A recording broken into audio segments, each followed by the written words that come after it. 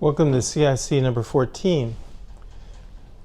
It's the middle of May, and yesterday I went to the Christie's Post-War and Contemporary Art Day Sale, which will occur at the end of the month, 21st of May. And going to auctions like this are a great opportunity to see works in New York that you just don't typically see. The chances are that these are works that are purchased by collectors, perhaps from artists in their studios, hopefully, or through gallery exhibitions or privately through other dealers. And basically you're seeing works that are generally out of public circulation in the institutions. And it's a great opportunity to see them. Often you'll be greeted with surprises here and there, and works that maybe you've seen and only in print or you've never seen at all. So it's a great opportunity to see things like this. Now, going to auctions have a sort of tinge of sadness to them, in that there are two reasons why the works are there for auction. One through cynicism, and the other through tragedy. The cynicism is that people have let go of them, which is kind of sad. Something I like to say to my friends from time to time is that artworks are in constant movement, either to the landfill or to a museum. And being in an auction environment like this, the dice is being thrown, which direction they go, and whether other people have the desire into love, because I like to say that love is at the base of art appreciation. That has waned enough for this thing to be up for repurchase in auction.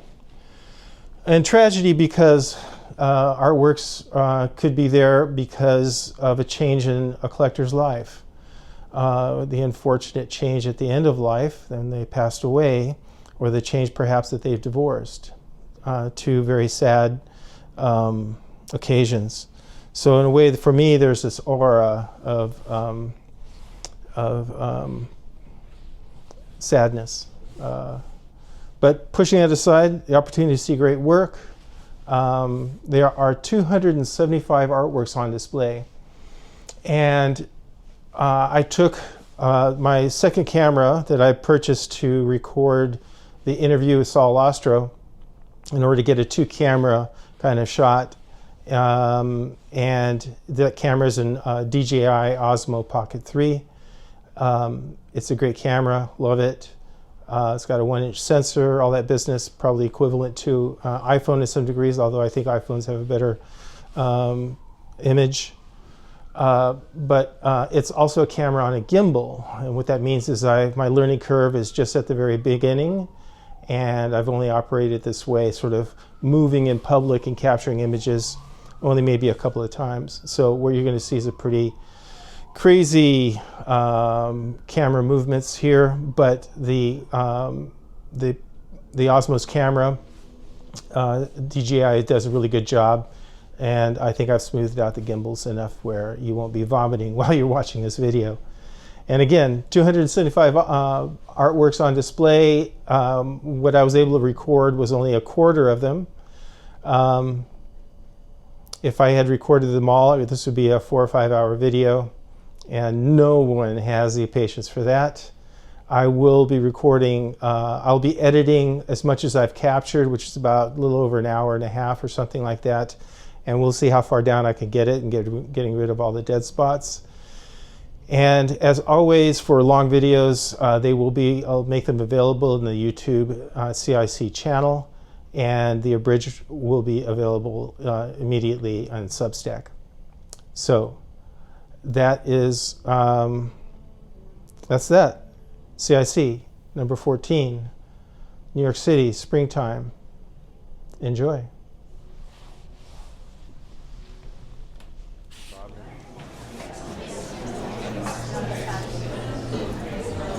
So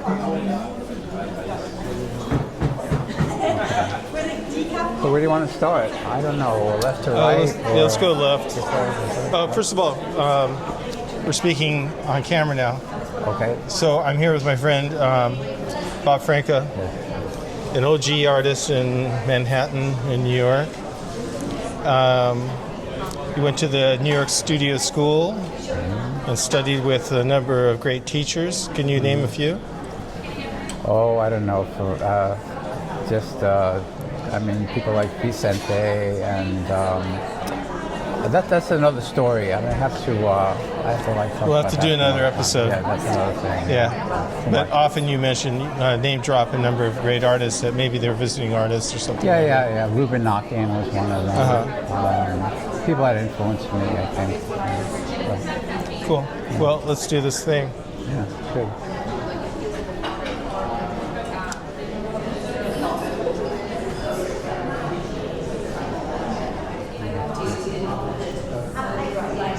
Modigliani.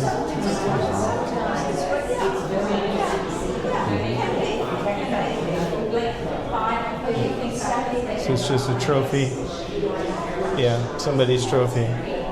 Maybe a story behind it. Maybe it was on Picasso's collection. Yeah. Who knows?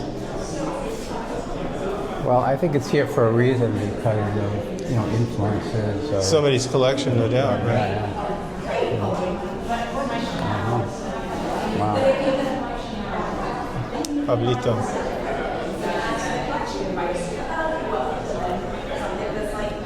Pretty late Picasso, right? Yeah.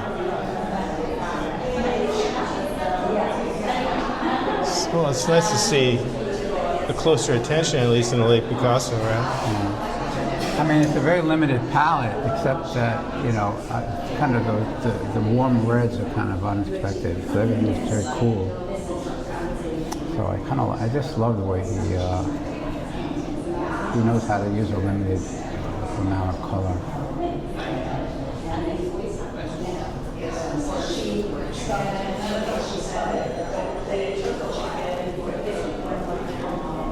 Wow, and the architecture. So there's another. Wow.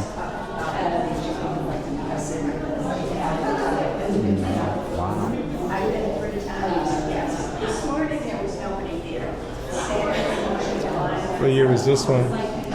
Very early, because 1918.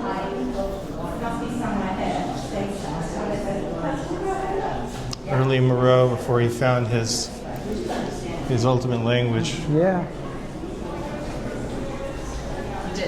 Which are kind of wonderful in their own way. I mean, there's that one of the farm, that kind of. Yeah, the famous farm. Yeah. There's a big Matisse show now at Aquavella with lots of sculptures. Okay. And I have to go check it out. Yeah, 79th Street. You must vibe with it, given your work, right? What is it? You must vibe with this kind of thing, given your work. I think so.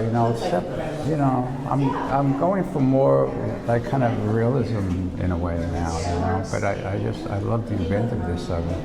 Well, your work's always been kind of realist in a certain way, right? Yeah.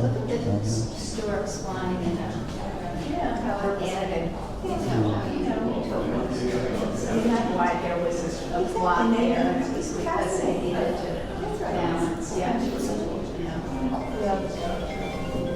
Saying something's late Picasso is not saying much, right?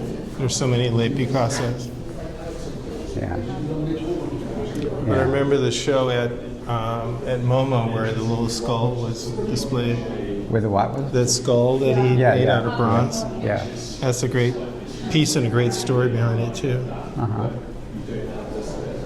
Did he do a lot of late sculptures though? I'm not sure if he did. Well, he did assemblages for sure. As far as broadcasting and stuff like that, Right. probably not. Very late. But I think the thing is, there's so many. You have to decide which were the great ones, and the great late Picassos. And You mean sculptures, you're saying? no, the paintings. Paintings. Oh, there's a ton. That's what I mean. But All you have we to see is a fraction. I just think you have to separate. from what's great, from like a lot of the other things that he does. Well, a lot of other artists too, right? Yeah, but I think he was even more prolific even later. That's my feeling. Well, I think he was always prolific. It was just depending. I think his early success brought in so much money he could just, put paint on canvas forever. Really, there's no financial constraint on anything. Right.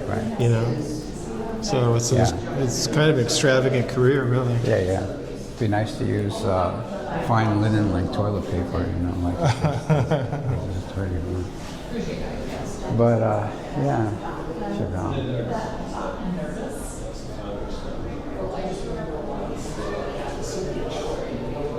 I think one of my first books was I wanted to understand modern art, and I was still in high school, and I just saw a Chagall book on the shelf, and I bought it because I thought that was, the epitome of modern art or something, Mm-hmm. How old were you? 16, something? Yeah, 16, 17, something like that. It's walk the talk. It's no standard or anything. It's just like this modern art was so varied, This is a great one. It is a nice painting. Yeah.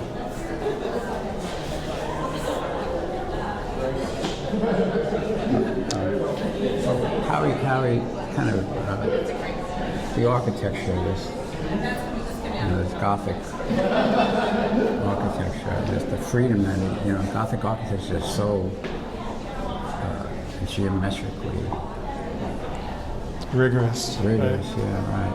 And could we say this is atypical for Picasso because this is more or less along the conventional rules of representation? Figure and constructed architectural space, more or less standard? I don't know. It's just the handling that makes it different in Picasso, right? Yeah, but everything he learned from Cubism is in this. For sure. So we could say right here that would be that learned from Cubism, right? Yeah. We got 275 works here. We got to. Yeah, I got it.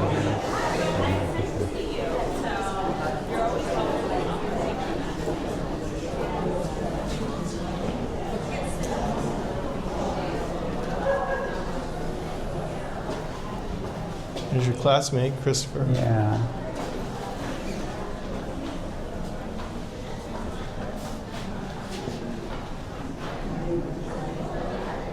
Muhammad Ali. I guess I kind of compare it with Elizabeth Peyton in a way. Compare who with Guinea? Adrian Guinea? Yeah. Well, at least that painting maybe. But there's something very precious and cute, which is the essence of your subject, right? That's behind glass. And it's done with a plaster ground that's kind of slopped on top of it and then smoothed over. That's kind of interesting. Actually, it might be like a lead white. On a panel. If you look at the side here. How much lead white is she going to use? Yeah. It's like it's troweled on or something.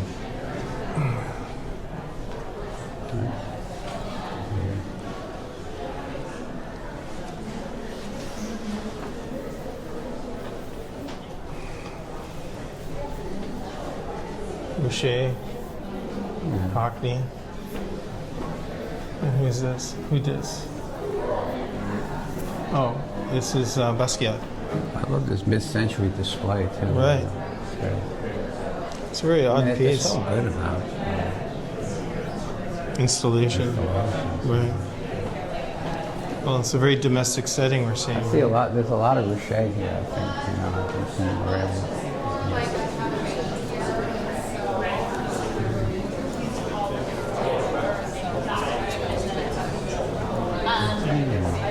Joan Mitchell. So there are multiple sales going on this end of this week, next week. Sotheby's has its first owner sale on Thursdays, and then next week start. Sotheby's has one single owner sale, new house sale that you'll see, wonderful private collection. She knew when to stop. And then we have. She knew when to stop. In 21st century evening sale, two different sales. So Ellie, my colleague, she is our modern impressionist specialist. This is the headliner piece for the show. Yeah, I didn't realize it was so small And then I when will I saw it in the ad. You see the Tebow show at Aquavella a few years ago? Maybe Yes. that was pretty cool. Yeah. So With him, you gotta he get was up also close. somebody that came to the studio school for 2 weeks and just walked around the halls and stuff. How was he? He was very good, and I feel like enough students, there were too many students that didn't pay attention to him, and he looked kind of bored walking around the halls, so. They didn't know who they were talking to. Finally, I stopped him and I said, come to my studio. And he was great. Hope that the console didn't fall down. I hope not either. But People are rushing in there, though. I had the audacity as a student to tell Tebow, I said, why are all your shadows blue? What did he say? And he just chuckled and said, oh, I suppose they are all blue, something like that. But Isn't blue shadowing kind of a conventional, traditional art? it's a convention because The sky. is blue opposite the sun, Right. and that fills in all the shadows, Right. basically.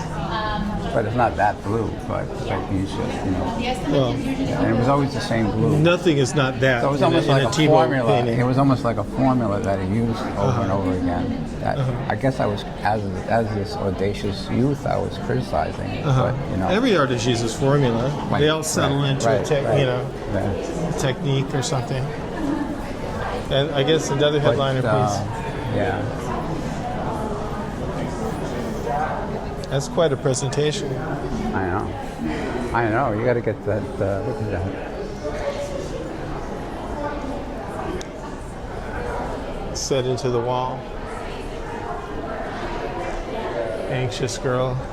Now the question is, was this always here? Was this veneer? No, this is all stage management right now. Right. It's amazing. Check out what's on As if to the suggest what's on the that's couch. Uh-huh. Nice details. Now who put that there? Christie's.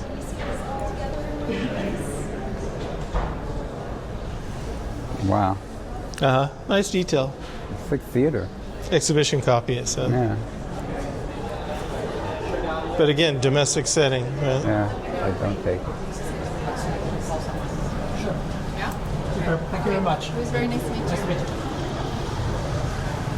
There's the Pollock. That's behind the. That's right. They say headliner piece. They have several, don't they? Yeah. Wow.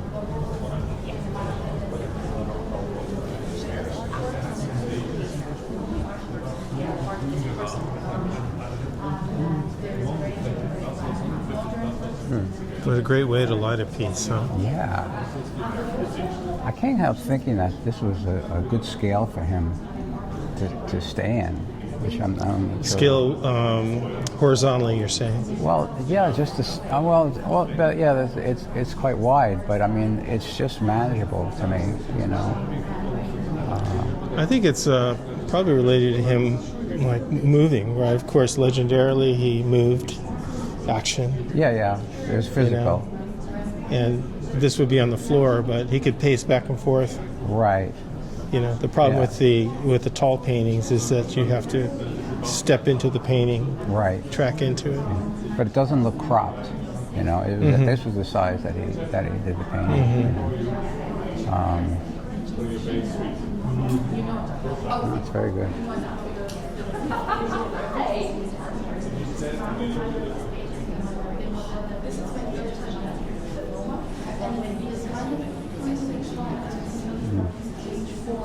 Think about Cubism. Cubism is painter sort of artificial elements in his visual language and he invented it, so to speak. And this is kind of a generation. And this gallery essentially Love Craquelure. I don't know if we can get close enough to reveal it. Camera probably can't catch it. But Craquelure is a kind of figuration as well. What's that? I was just saying, I love Craquelure. Oh, correct. And I don't think it was intentional. of course, craquelure is never intentional, but it's like the cracks in Duchamp's large glass, Oh, okay, right? yeah. Yeah, I think it just makes things better. Yeah, it's character, chance thing, but it's also it feels like another figuration to me. I wonder if some of these colors are fugitive, actually, like the yellow, and are faded over time. The chances are great, aren't they? Right. I mean, there's such subtlety between these grays. Well, Girl with the Pearl Earring had a green background originally. Oh yeah. And the Van Goghs that we know of aren't the Van Goghs that were painted.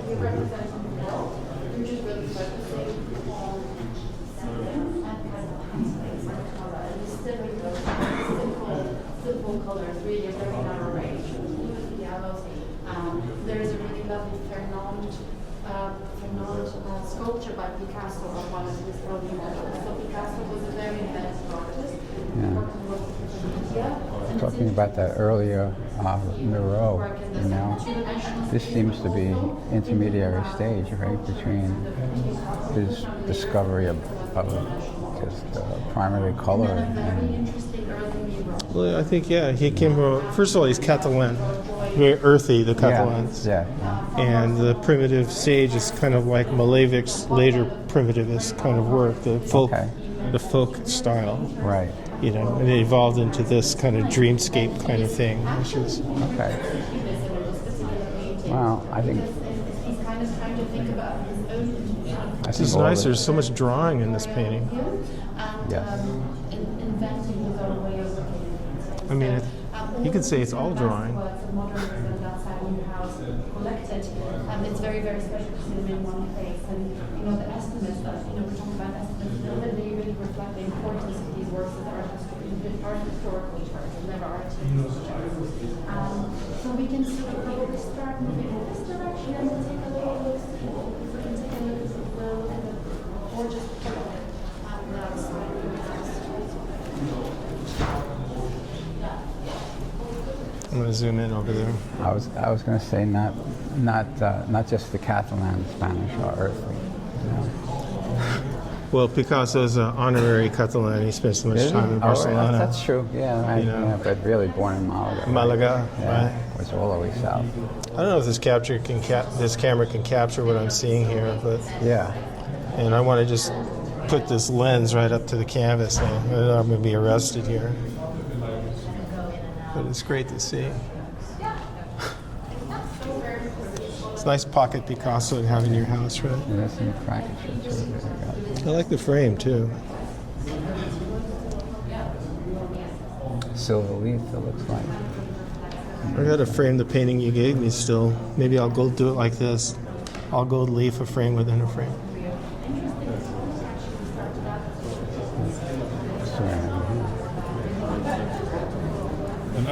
Have you ever done gold leaf? No. No, I have a little bit, but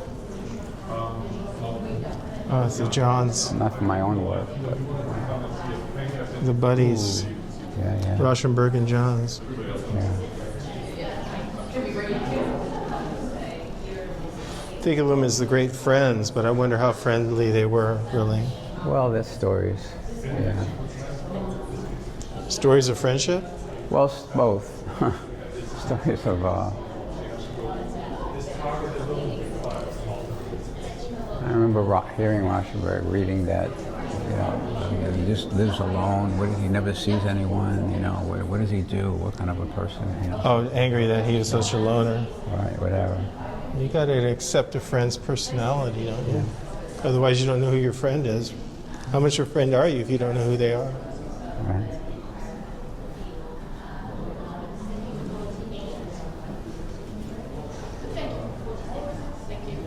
You have to wonder how, like the idea of fate, how they were thrown together downtown Manhattan. Agnes Martin, they're all in the same building practically, right?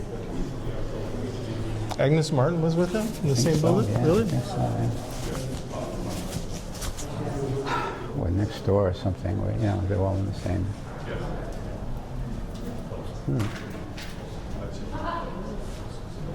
Such impasto.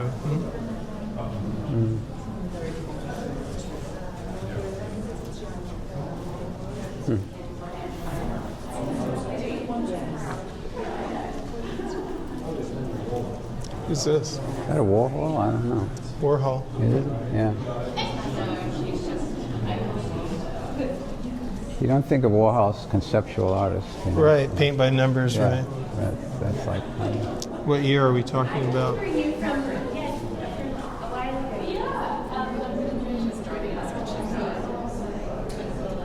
62. Early Warhol, before he came into Yeah. himself. Still the graphic artist.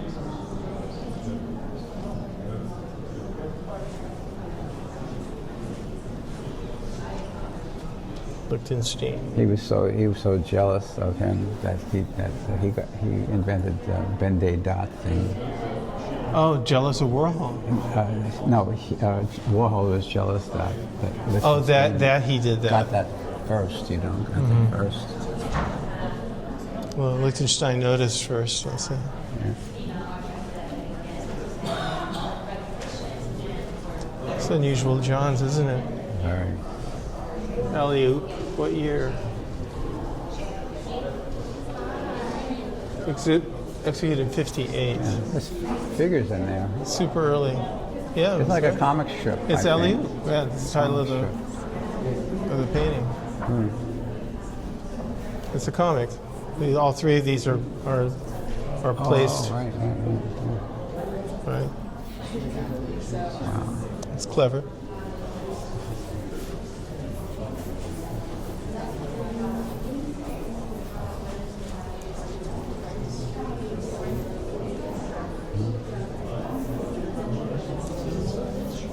Brancusi. What a great room.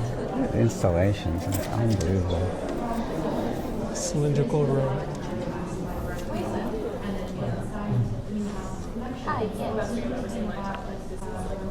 Now,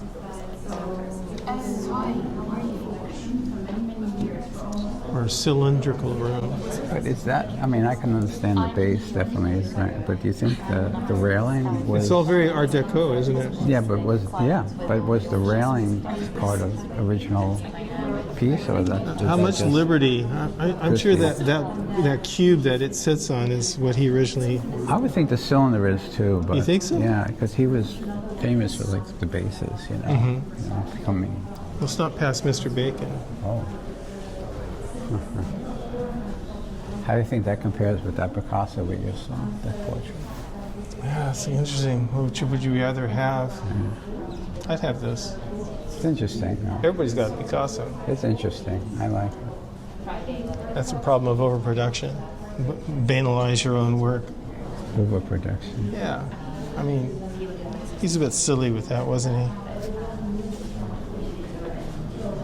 Although he didn't, I don't know, percolation time's a question, right?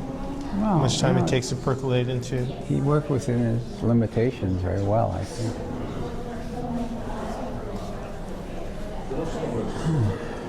Faceless.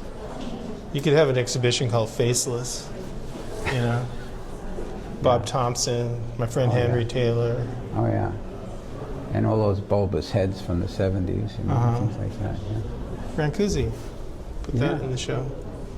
So this is You can still see the pencil work in there. 38 Nice.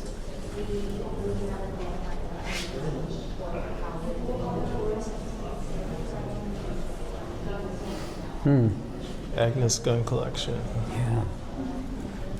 Let's take a look at Agnes. She was something. Yeah.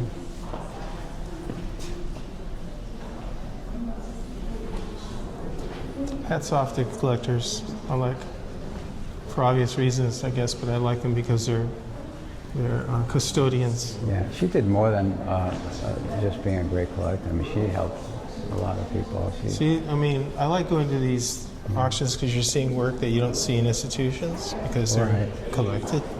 But this Cornell, man, Yeah. This guy looks like it was made yesterday. Is this Cornell or not? It has to be, right? But it doesn't look like he baked this thing in the oven. It can't be Cornell. Let's see. Yeah, it is a Cornell. It's just very well preserved. They open the drawer for you. That's great. See the feathers collection. It looks like it was made yesterday. Even the foil, that little foil around the cube there, and just Oh yeah. above the jack. I mean, Right. so pristine. And then, I mean, this is probably just photocopied. You know, those things. Did they have photocopies back then? What year are we talking about? 50, 48. 48. They didn't even have Xerox back in those days. Maybe not, yeah. We're looking at silver nitrate here. Okay, let's look at Mr. Twombly. Uh-huh.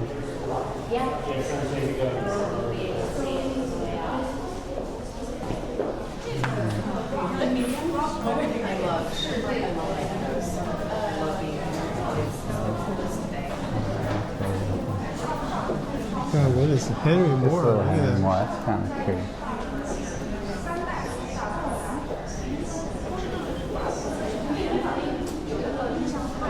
It's something he made in the palm of his hand. Oh, This little bitty, itty bitty jigametti. I like that. Little tiny jigametti.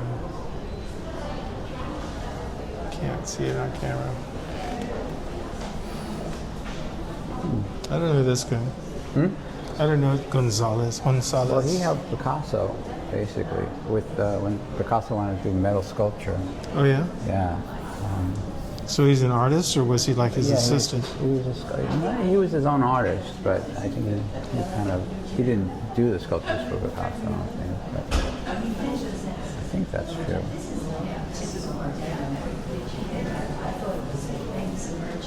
But see, this is a generic daughter, whatever. My son, my mother. It looks almost like a child drawing here. Yeah, I think you hit the nail on the head when you talked about that it's all about drawing. I don't like it beyond hysterical. I like how decisive he was.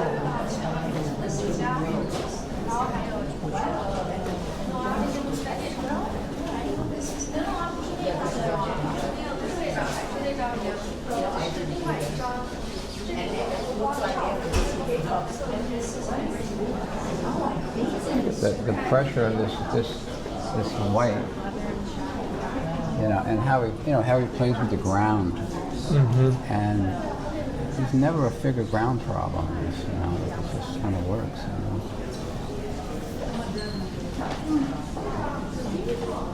know? Also, that red just anchors that empty space there, right? Yeah. And even the black, it doesn't. I don't know if it's coming in or out. Yeah, it's very dull, isn't it? Yeah, but it's holding, you know. Yeah, it's a very peculiar kind of black. Yeah. It's gray. That's what we call it. Peculiar blacks are gray.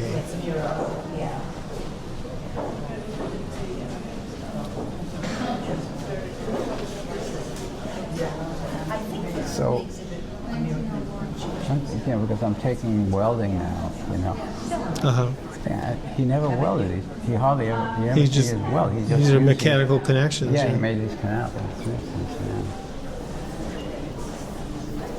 think this person's a surrealist, which is not one of my favorites. I'm sorry. I'm so sorry, I didn't see you. Who are you talking about? Who's this artist? I don't know.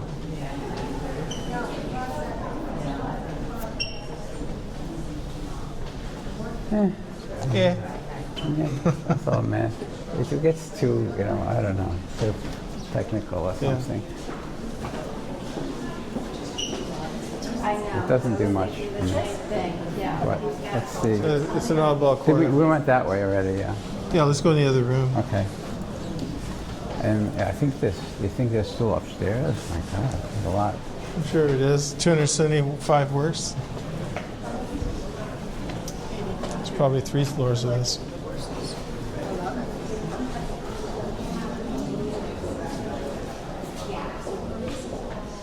I was going to say, I hope that's not Leger. Metzenheim. I don't like it. Metzinger. Yeah. I just don't like it. I mean, it doesn't.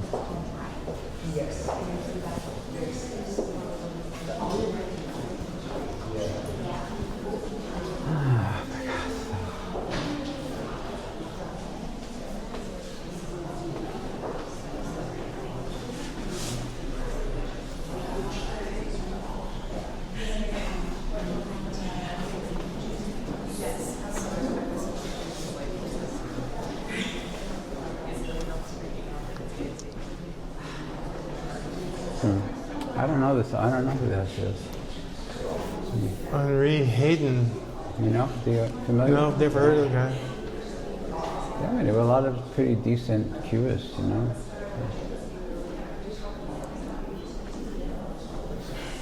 Who's this? Henry Laurent. He's very one of my favorite early 20th century sculptors. I think 1946. He doesn't get the due that he deserves, I think, you know. Mm-hmm. But,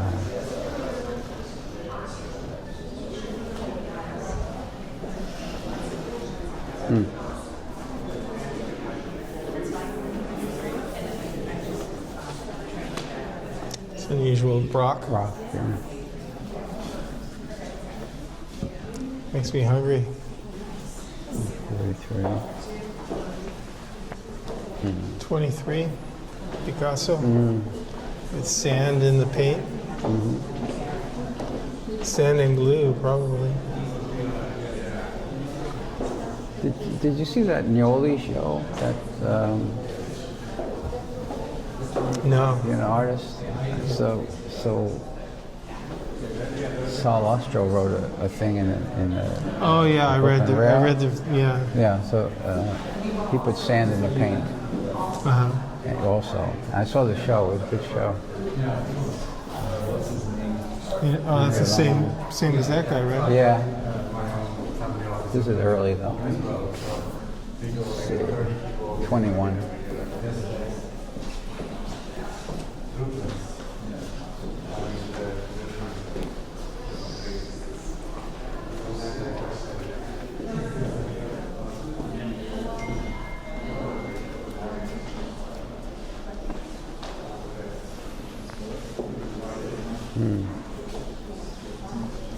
Couple of sweet little Eliziskis.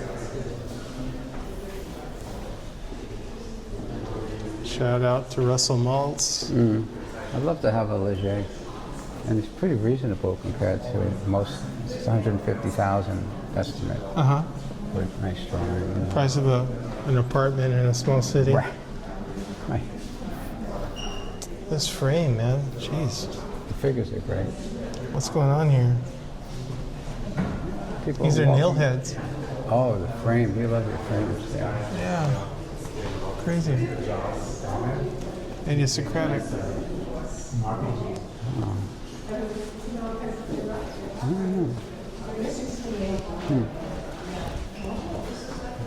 This is David Smith. Oh, Henry Moore. Is this a Henry Moore corner? Yeah, I like this. Again, with those hand-sized, probably in wax, probably. Yeah. It reminds me of stuff that early stuff that David Smith did. Also, so he maybe more was an influence. I'm not sure.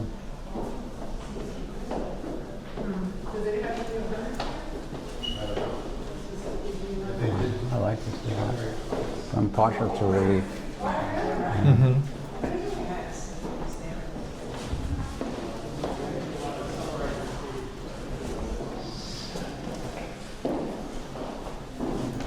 What do you think? What's your feelings about Ruwalt? What do you like? I like Ruwalt. Yeah, me too. Why do I like Ruwalt?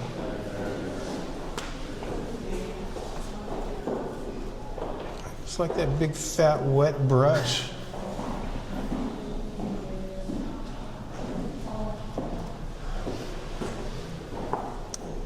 Painted a frame into the painting too. With a craquelure, which is nice. Big fat wide craquelure. What is this? That's a Chagall. Chagall. It's a cute one. Look at the look at the paint handling, man.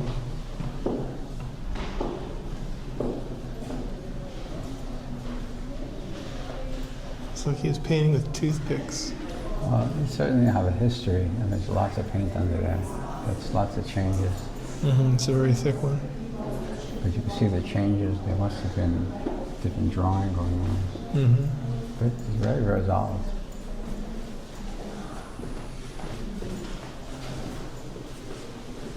Wyeth. Yeah. Strange pairings. Is this watercolor? Yeah. Probably.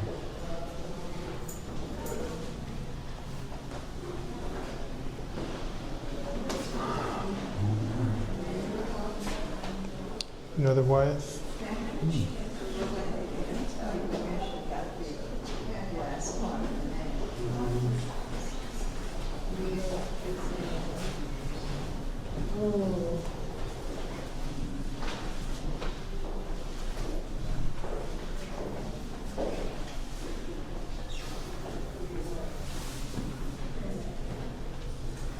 Grandma Moses. It's Wow. great. They really.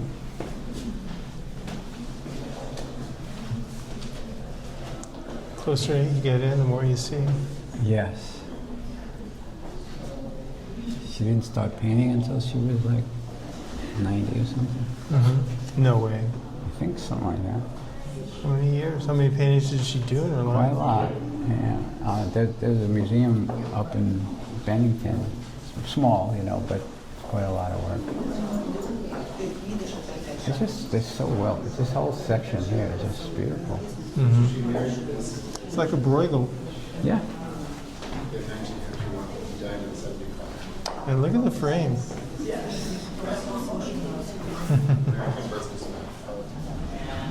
Nice. Very nice.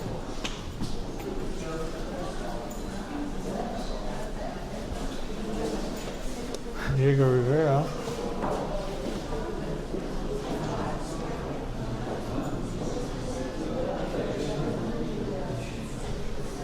What do you think of Rivera? Giacometti's brother. Oh, really? Let's see. I love how the cat heads come out of the. Yeah.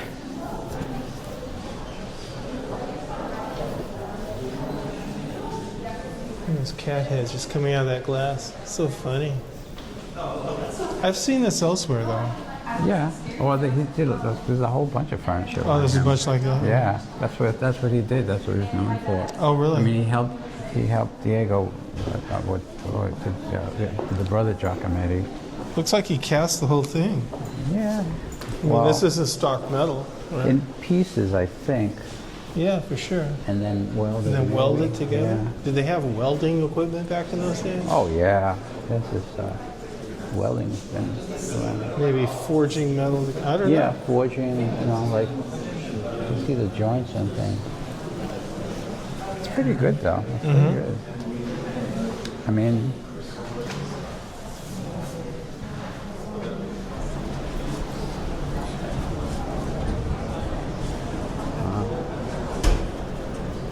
Thompson. Yeah. Okay. It's oil.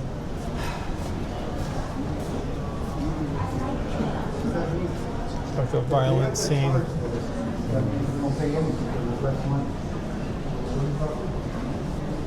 Romay Bearden. Oh yeah.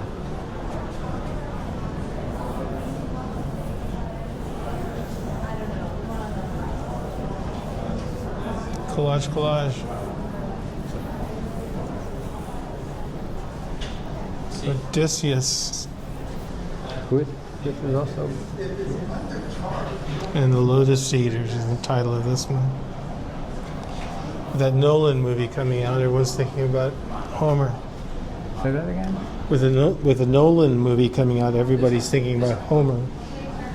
This is titled Odysseus. I don't think, maybe it's just a coincidence, but I've seen a couple of allusions to.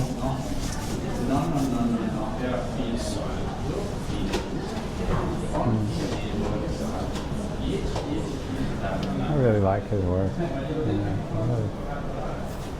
I think he's great. I think he's great. And here's Fernando. Mm-hmm.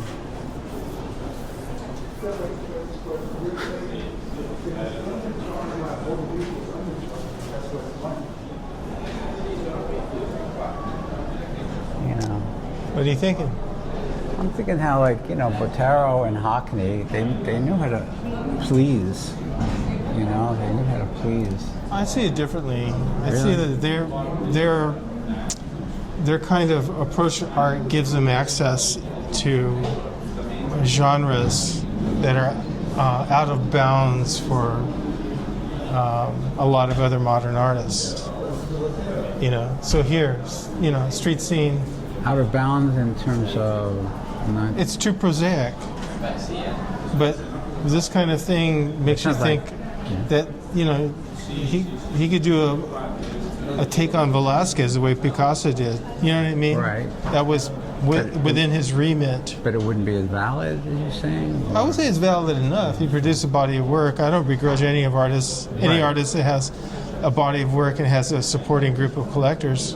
Right. You know that But when you say out of bounds, it's almost out of sounds bounds like, meaning like a modern artist wouldn't be able to have access to figurative genres the way that Hockney and Botero. Right. But it sounds to me which- almost like forbidden territory to go. Yeah, it to. is forbidden for an abstract modern artist. Right? Yeah, but It's too saccharine. It's too prosaic. It's too ordinary. It's Yeah. not abstract. It's well, saccharine I associate with just kind of sentimental, you know. Something, Yeah. Yeah. yeah. And yeah. I mean, look at Yayoi. Cosmic. Abstract enough. Kind of scientific American abstraction. But could she do a scene like that? Like this? No. Thompson did, but one step in abstraction, and you're only getting one face in Right. this story. Yeah. There's only one face here. Yeah. Well, I mean, but this is also an atypical one. Usually the forms have more volume. Not that he's going to get to this point of volume, you know, within forms, but. But I understand that. Maybe he aspired to this. No, I doubt it. No. I don't know. He Plus, was- he's he- Latin he- American, he too. did There's bigger another- compositions that were pretty complex. Watch out behind you. Yeah.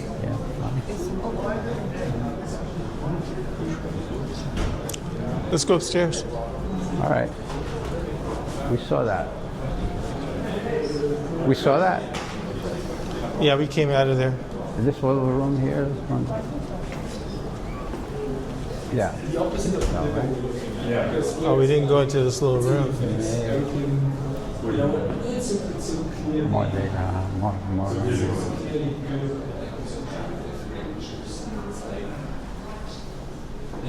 Huh.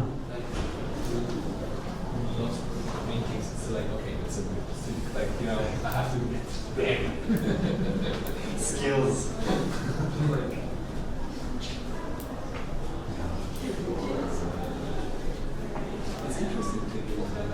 Manet. I always think of the Great Wall. Oh, wow. Yeah. Perspective was Look at the treatment of the background, how it's like either stretching paint. I don't know, I like it.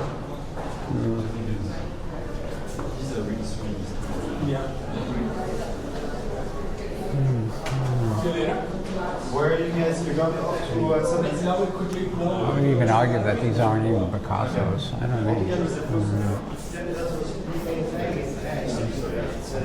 They're all over. 1930. Yeah. It doesn't jive. Just Mondays like there is a I thought they would be open. It looks like they were done on the same paper at the same time, but yeah, because it's had that back leaf stuff. Yeah. So he must have taken an etching. They painted over an etching. Is that what it is? Yeah.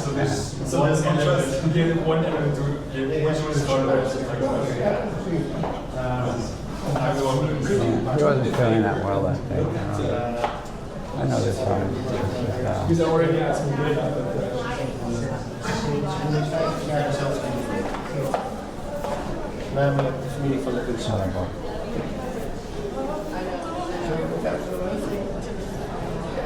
Okay, up we go. Yeah.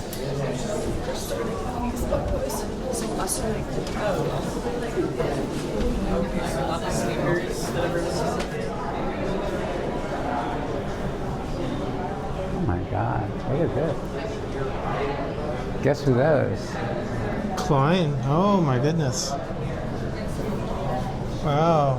That's when he was a baby. Baby artist Klein. This is after he got out of the classes at Hans Hofmann. I don't know, was it? Did he? I He don't, left Hans Hofmann's class and painted this. did he? I'm just kidding, but Right. Because he was 1948. who's this slathering away?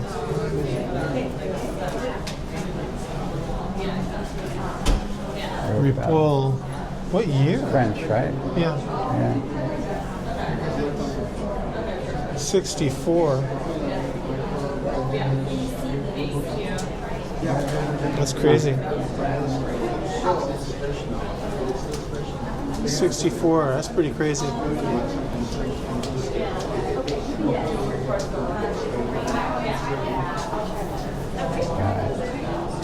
Okay, up we go. Yeah.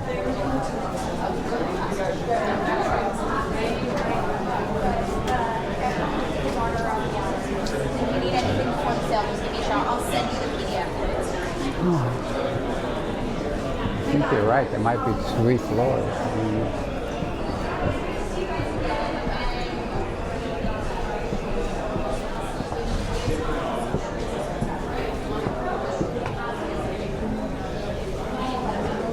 Really, this room is always kind of interesting for some reason. Yeah, let's check Oh, it and out. this room is pretty good too. Oh, no. Because that makes you see it. Yeah, I know. No, it's age.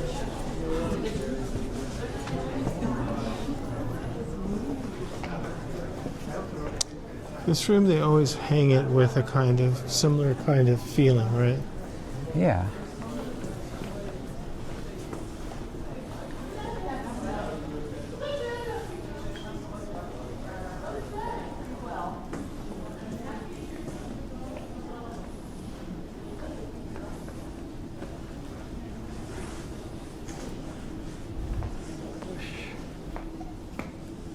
Norn.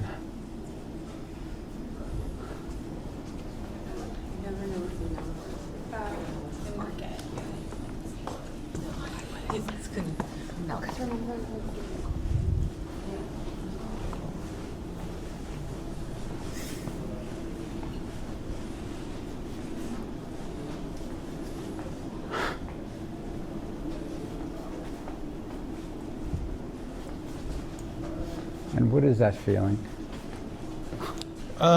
Contemporary and works at a lesser price points. What you think?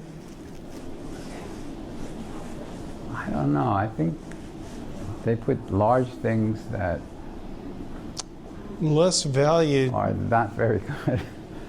right? AKA not very good.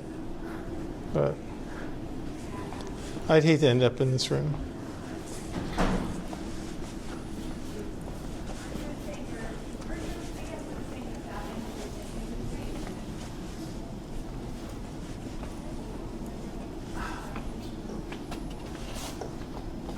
What's with this table story? I don't know.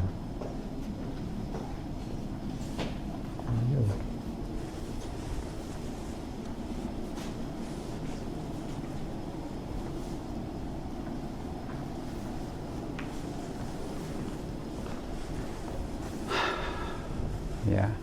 Yeah, right? My grandparents did Denim? monograms, Mm-hmm. you know, for in the garment district there, Oh, yeah? for towels and bathrobes and shower curtains and things like this for Altman's.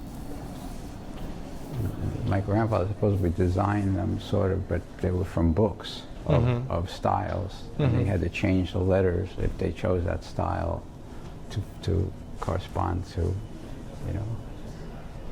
So I had these books when I was a kid with all these lettering styles that were like all these kind of styles like this.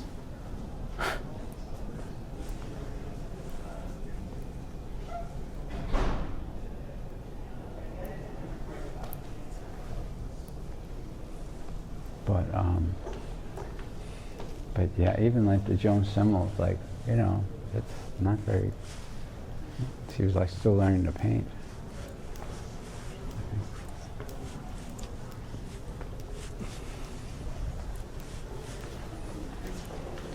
Cynicism or tragedy. Here's a Hans Hoffman. Yeah. He's just throwing that stuff. Big ladles of paint.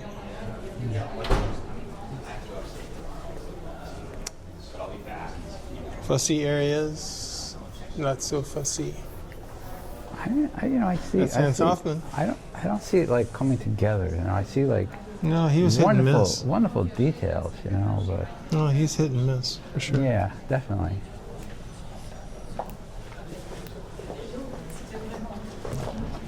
Excuse me.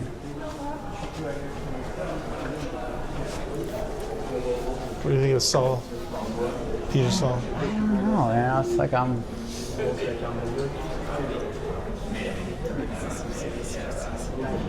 sometimes I'm amazed by him, you know, and sometimes I'm just like, I'm not. You know. In the early work, I'm not fond of it all. This is the room where you could, I expect to find gems every so often. Good, yeah. Fairfield Porter, I guess, right? Oh yeah. I really love that. You know, it's like he was just. So I tried to study with him. You know. Oh, he was there at the school. No, he was at. Well, you know, I went to SVA before I went to the studio school. Okay. And then in '75, from the studio school, I went back to SVA to try to get a degree because Porter was teaching there. And when I showed up, he wasn't there. Mm-hmm. He decided not to teach. So.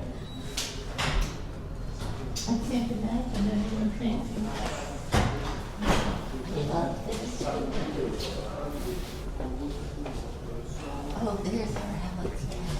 Estes. Yeah. It's like after the zombie apocalypse, the whole earth is, or everyone is like risen to heaven. There's no one on earth. Yeah. He came to Skowhegan when I was to give a lecture. What was he like? You know, it's interesting. He told me my verticals weren't straight, you know, or something like that. I did this interior that was kind of Bonnard-like, and Paul Georges was defending me, saying that the picture plane hells, and he didn't like the fact that it was kind of expressionistic and the verticals were going. Oh, Estes wouldn't, would he? But it was interesting. But I get this Willem de Kooning. Wow. Harold Rosenberg. oh, That is something. sure. So it's not just women he painted this way.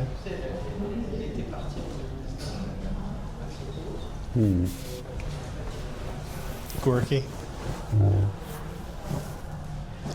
Motherwell. Check that out. 80 to 120.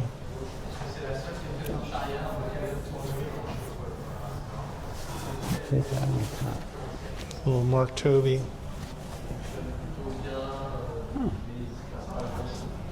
Looks like he painted with his thumbs too. Yeah. He was like a West Coast guy, right? Or Seattle or something? Toby? Like that? Huh? Maybe. I don't know much I think about so. him. Originally. I don't know much about him. Just wanna see.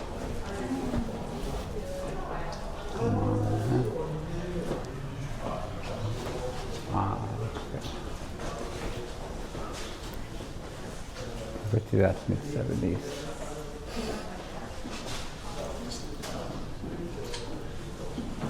Yeah. Good. Big fat stick of charcoal. McLaughlin.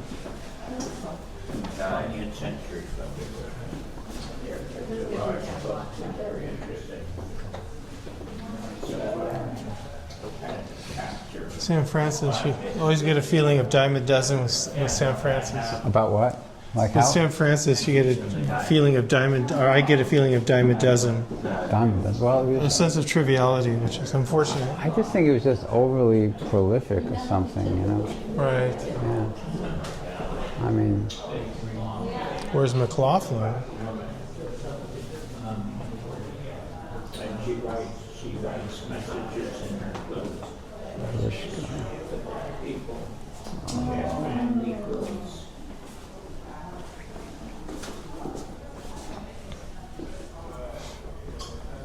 Trailer.